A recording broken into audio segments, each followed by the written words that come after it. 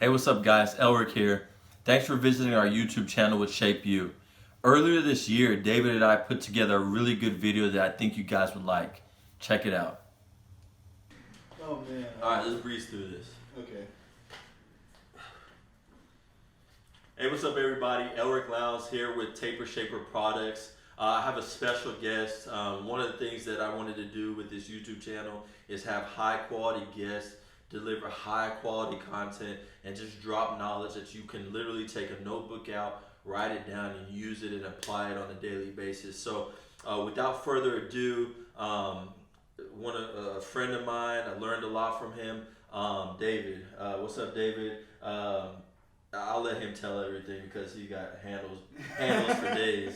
Yeah. What's up, guys? So my name is David Matoke. IG name is DMatoke Fitness. Hopefully Elrick will tag it down below.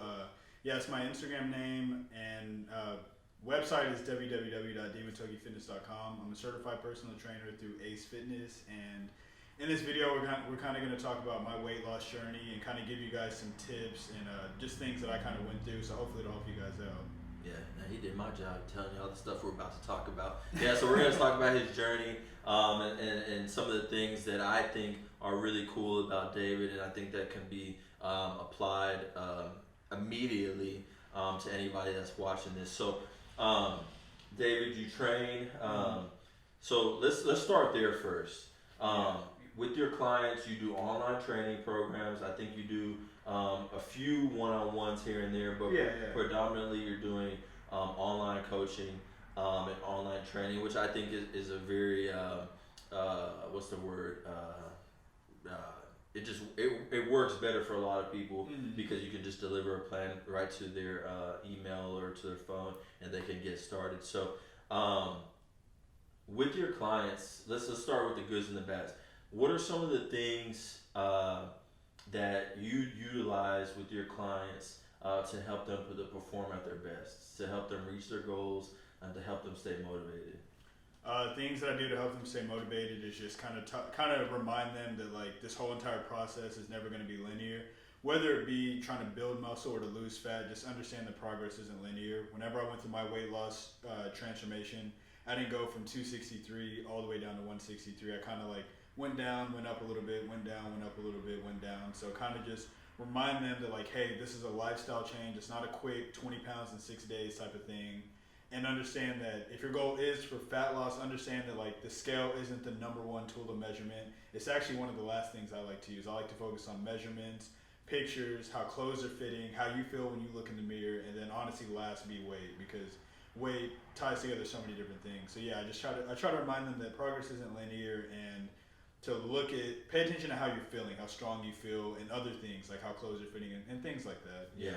We were talking about that previously. This is actually our second time shooting this because we had some camera issues. It was a bomb video though. Y'all would have loved it, but we had some audio issues, so we're rerunning through this. But we talked about other indicators of success. A lot of people, I think, when they get started, there's a lot of misconceptions when it comes to fitness and fitness success. Yeah. And especially even now with the internet, which the internet's amazing. With social media, social media is amazing, but both have their pros and cons, especially when you're green, when it comes to fitness, or you're just getting started, you do not know a lot, because it can be intimidating. It would kind of be like if I needed to give you surgery right now and I try to Google it, it would be pretty intimidating. Yeah. You know what I mean? Yeah.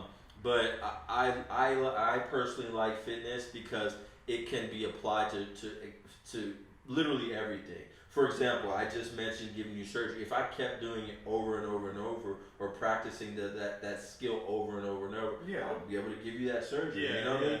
I mean, you feel a lot more confident about it, and I'll feel a lot more confident about it. And the same thing is with fitness. And like I literally always, people think I'm crazy and like a fitness buff, but I just like it because you can literally apply it to everything. Reps, sets. Showing up on days when you really don't want to. Sometimes it's like that, when we go to our job. Sometimes it's when we don't want to wake up and make breakfast. It's like that all the time. But all right, so and this is me. I'm picking your brain directly from my brain, from stuff that I've had to deal with with my clients and the people that ask me questions. So let's roll with the excuses, like the things that people come up with that hold them back, from reaching their goals, or that slow them down for reaching the goals. And I'm saying this, guys, because I know you're gonna run into this. So these are things that you can like place in your mind and say, well, if it comes to you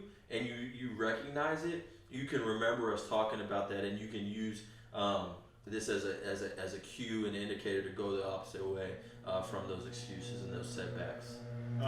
Number one, I would say the biggest excuse that I get would be perceived lack of time. So people think that they might not have enough time to fit in fitness, when people think you have to sit in the gym for 2 or 3 hours, and realistically, you don't need to sit in the gym for more than an hour. If you're just going straight there, no distractions, stay off your phone, don't talk to people. If you go just straight for an hour, you don't really need anything else. And so what I try to tell people is like, you don't need the long workouts. You can literally go straight.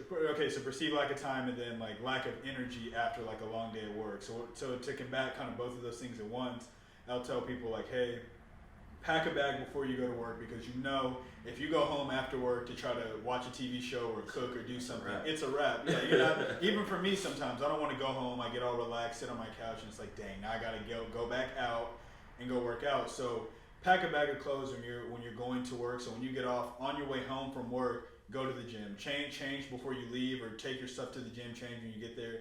Get it over with, get your hour out of the way with, go home, shower, relax, cook your food, and that be it. So perceived lack of time would definitely be number one, and then lack of energy to go with it. So those would be the two biggest excuses that I would say that I get. Most definitely. And I think you mentioned this before, is a lot of people, and you can just roll into this with me, and I'm just trying to find things that you'll run into. Nutrition. What are some of the misconceptions in terms of nutrition? Or I know that we've talked about people eating too little. A lot of people think that it's about, I overate, or people say, well, hey, I'm trying to lose some weight, so I'm not eating X, Y, and Z, and you're like, man, what's your calorie intake? Yeah. 0?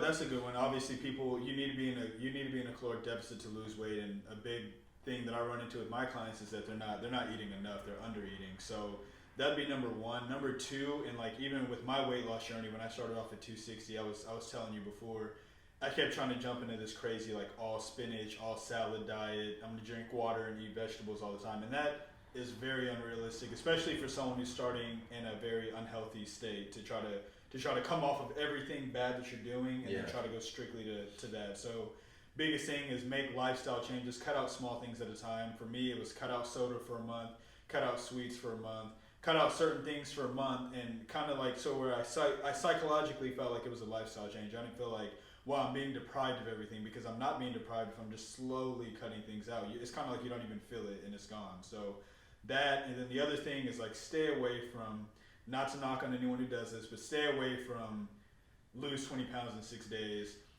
lose half your body weight.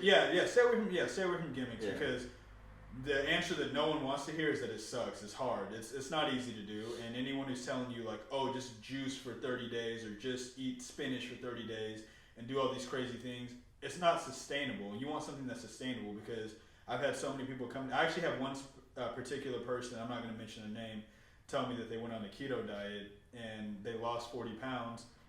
And if you guys don't know, keto is when you deplete carbs and you eat 75% fat, about 20% protein, and like 5% carbs. So she lost 40 pounds, and then when she reintroduced carbs back into her diet, she actually gained 80, because her body was like, oh, carbs, let me hold on to all this. So she lost 40 and gained 80, and that's not worth it. So find a diet or a way of eating that sticks to you, that you can stay consistent with. That's the best style of eating for anybody. I personally don't like to even tell people you're on a diet. I like to tell people this is a meal plan, because you mentioned this before. This is lifestyle. You want to feel good. You want to be healthy. You want to be able to kind of like this. Someone told me this. If you were to get a Ferrari today, you wouldn't put the cheap gas in there. You would put the gas that's recommended. Why? Because you want that $280,000 car to run at its peak performance, and you spent a lot of money on that, so you want it to go. You know, the same thing with our bodies, and we do the opposite. We put all the junky fuel in our body and want that sucker to go, and when it doesn't go and it breaks down on you, we wonder why. You know, and it always really goes back to nutrition or the fuel that we enter to and put into our body. But you know, so David, you have a really cool story. And I really wanted to touch on to this, you know, to help motivate, you know, you that's watching this and anybody's going to check this out, you know, because, you know, sometimes people come to me and they'll say, hey, Elrick, you know, this is easy for you, you know, or you woke up, you came out the womb with abs, or, or my favorite one, all black people are cut like you know what I mean? That's a joke, but they really say that. Yeah. But it's really not like that. Like people that have seen me prep, the people that have watched my journey, they know it's grueling, and it's like you said it before. It's not linear. There's ups, there's downs, there's ugly days. There's days when I do not want to do it. There's days when I feel sore, like and you're just like, man, I do not want to lift another weight. I don't want to walk another step on the treadmill or the Stairmaster. I do not want to eat another piece of broccoli, and I want a slice of pizza. You know, but you gotta really tie into your why. You gotta really tie into your goal, and you really don't have to be as extreme as I am. You know, when I do like a prep or anything like that. But the funnest part is doing this journey and understand that with everything there's moderation, and you can reach your goal while still enjoying some of those foods. But you just have to moderate the amount that you eat, the portions that you take in.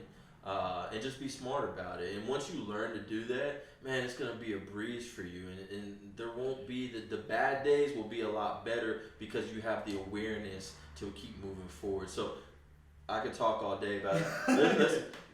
Tell me about your story, and then let's go from there. So when I was 19, I weighed about 263 pounds. Right now I'm 24. I weigh about 195.